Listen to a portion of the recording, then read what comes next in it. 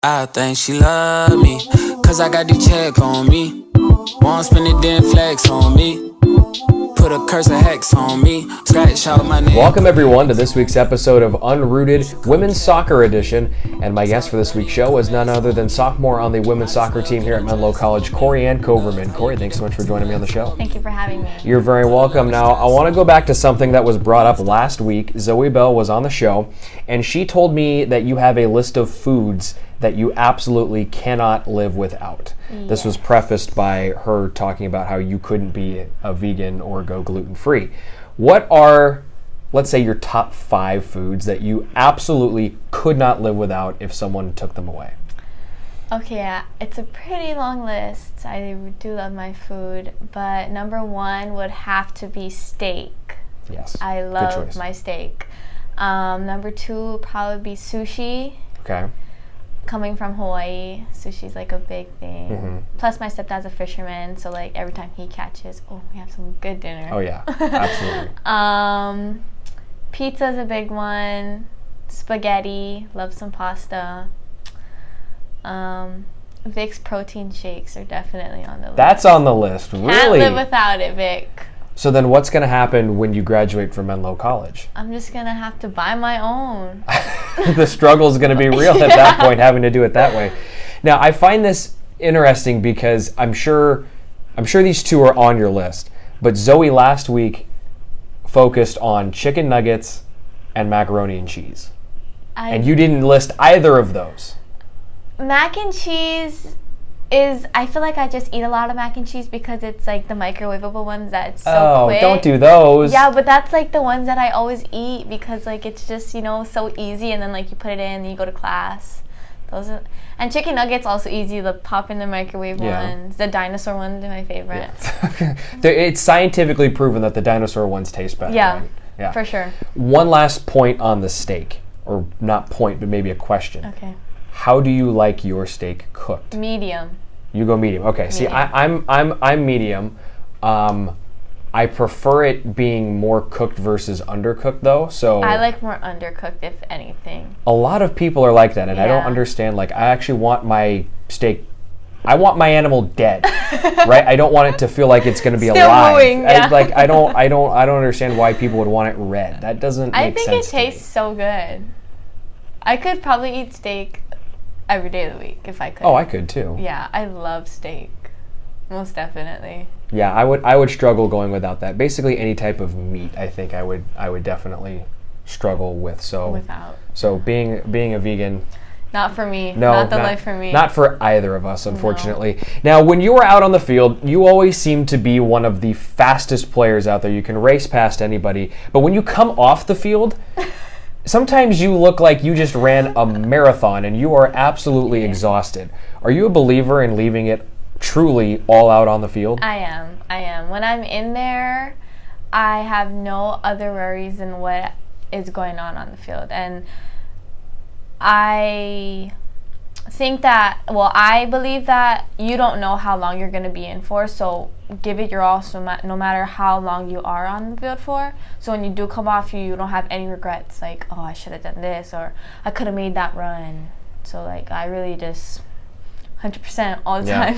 And it's funny because I mean, I'm at a point now where when I'm calling your name from the broadcast, like, I'm not even surprised when all of a sudden you've just raced around every single defender on the team. It's like, oh, well, that's just Kori doing what she does best because she's absolutely flying. And then, when you come off for a breather, you look like you actually need it at that point. I'm sure you're not as exhausted as maybe sometimes it appears, but I mean, you really do go all out. Yeah. And I think that's what makes, as a coach, I imagine, everybody wants someone like that on their team who's going to give that type of effort. Now, let's talk about the team here a little bit. Last week, the Oaks saw very mixed results. You had a rough loss on Thursday at Dominican. You bounced back and you won 4-0 on Saturday against Simpson. What were some of the adjustments that you ladies made to show a big improvement on Saturday? Well, Thursday it was an away game, so I feel like that had to do something with it. I feel like home games you're more amped because the crowd and it's home, you don't want to lose. I mean, obviously we don't want to lose anyway, but I feel like home games is just a different atmosphere. Also on Thursday we were missing some players because of injuries or eligibility and things like that, but this weekend we did have more players. Haley came back from her injury. I played. We just had more of a fuller team, I feel like. And also, like, the communication was there a lot better. I feel like we just trusted each other more during the Simpson game. On the Thursday game, we did not talk as much as I would like them to. So I think that did improve. Number one thing was the communication. Yeah, communication, and I like how you also point out the fact that there were some people who weren't playing on Thursday, and when the Oaks are a full squad, that certainly helps. Now, you had 4 different players score the 4 goals on Saturday's game. Is it nice to not just rely on 1 or 2 different players to score goals? It is definitely nice, because even just having that trust with your team, like, no matter who you pass the ball to, you have confidence in them that they will do something with the ball and get the results that we want. And I feel like that this year compared to last year, I feel like there was a big gap in, like, leading scorer to, like, not.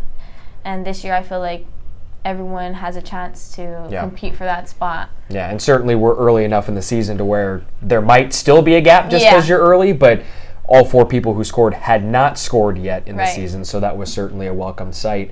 Now, the Oaks play Wednesday against another team you're not familiar with. It's CSUMB. Of course, this episode will drop on Friday, so that game will have already passed.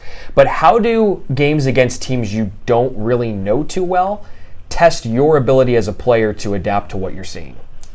Well, as a team, I feel like we just need to play our game. Like, we make them adjust to us instead of us adjusting to them. And I feel like if we just stick to our game plan and stick to what we know best, we'll get the result that we want. And that was certainly something I imagine that was talked about during the 2 scrimmages, right? Because Coach Z was telling me that they didn't know really a whole lot about the other teams, so it really tests your ability to adapt and stick to your style, and like you said, make somebody else adapt to you. Yeah.